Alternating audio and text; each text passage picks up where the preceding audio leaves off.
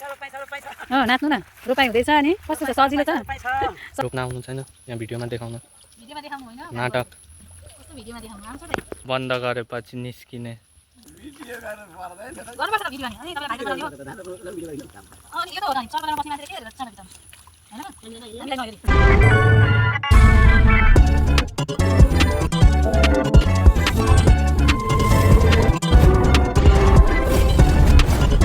ल है साथीहरू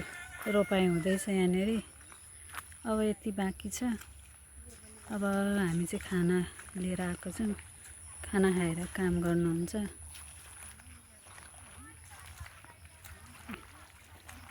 अरू सबै सकिएर भोक लागेर त के भइसक्यो होला हौ आउनु आउनु म त के गर्ने नाच्नु न रोपाइ हुँदैछ अनि कस्तो छ सजिलो छ सजिलो छ कि छैन रोप्नु सजिलो छ माटो राम्रो भएको छ नि राम्रो छ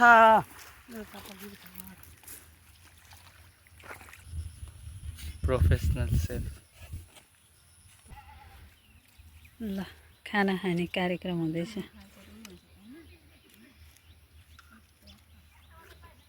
यो घिरौलाको तरकारी हैन चिनेन नरे कुन घिरौला घिरौला होइन घिरौला होइन त पर्पल घिरौला त उयो हुन्छ नि गिलो हुन्छ नि पर्पल हो नुन पास गर्नुको लागि चाहिँ मन त लाग्छ नुन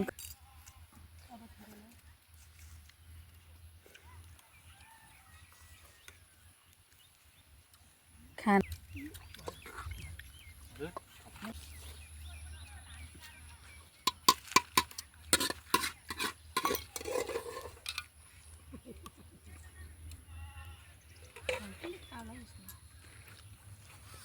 घाम लाग्छ होला म पनि एकछिन रोप्छु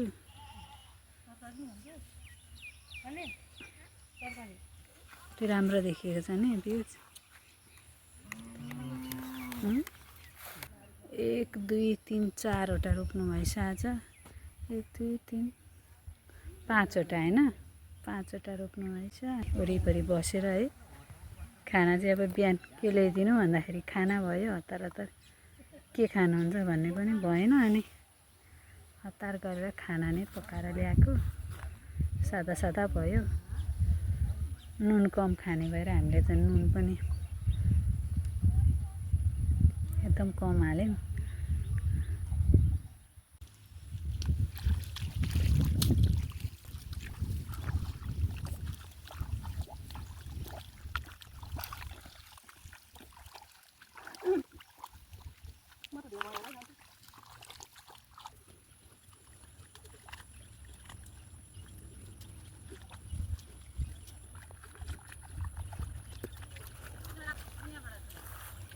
त्यहाँ त आउँदैन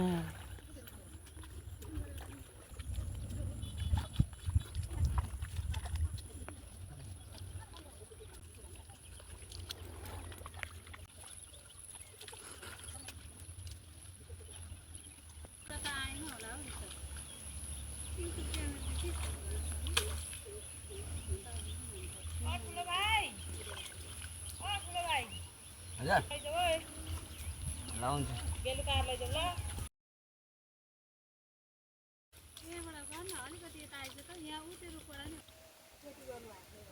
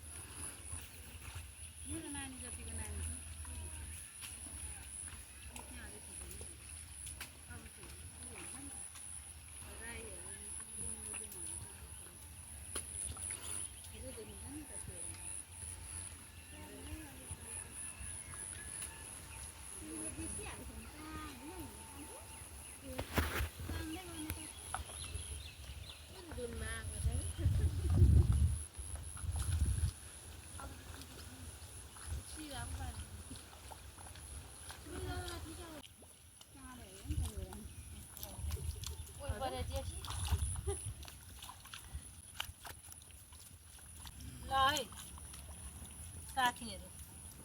रोपाइ हुँदैछ भव्य गर्नुपर्छ त भिडियो अनि तपाईँलाई भाइरल बनाउने हो अनि यो त हो त अनि सहर बजारमा बस्ने मान्छेले के हेरेर समय बिताउनु होइन त हामीलाई नहेरी हामी जस्तो काम गर्नु पाइन भोलि पर्सि भात खानुपर्छ नरोपी के भात नरोपी के खाने पानी खाने हो भिडियो गर्दै हुनुहुन्छ डलरले भएन अब आउनु न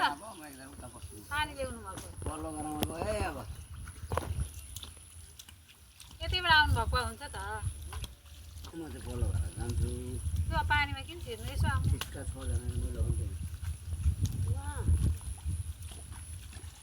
हजुर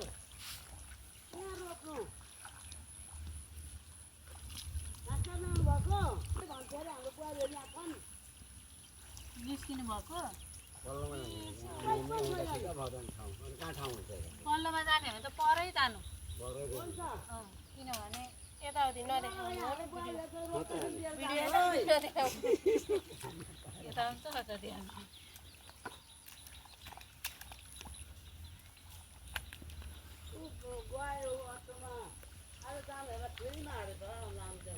कहाँ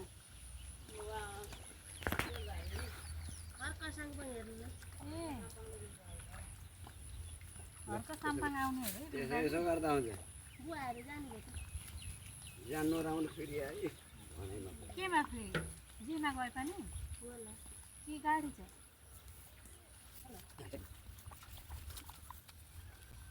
लास्ट रोपाए है आज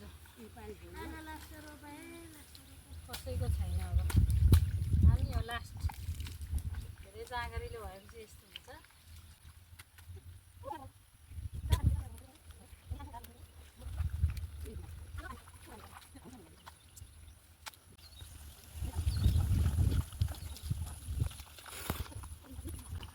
खिच्दैछस् भिडियो नि आउँछ नि काम गर्नु छैन गाई चेर्नु ढङ्गा रोपेको नाटक आउँछ मलाई क्यामेरा बन्द गरेपछि निस्किने बोल्न पनि आउँछ काम गर्न नि आउँछ खानु मात्रै अलि मिठो मिठो चाहिने त्यो चाहिँ जिब्रोलाई हो त्यो पनि मलाई होइन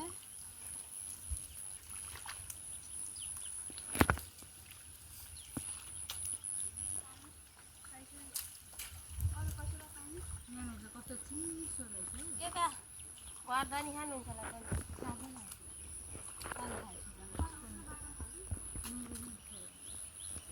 बसेर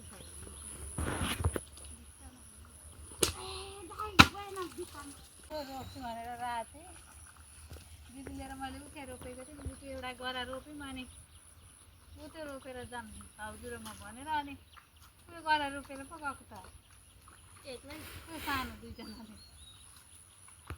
अँध्यारोमा मैले रोपेको हेर्नु भनेर छिट्टो रोप्नु हुँदो रहेछ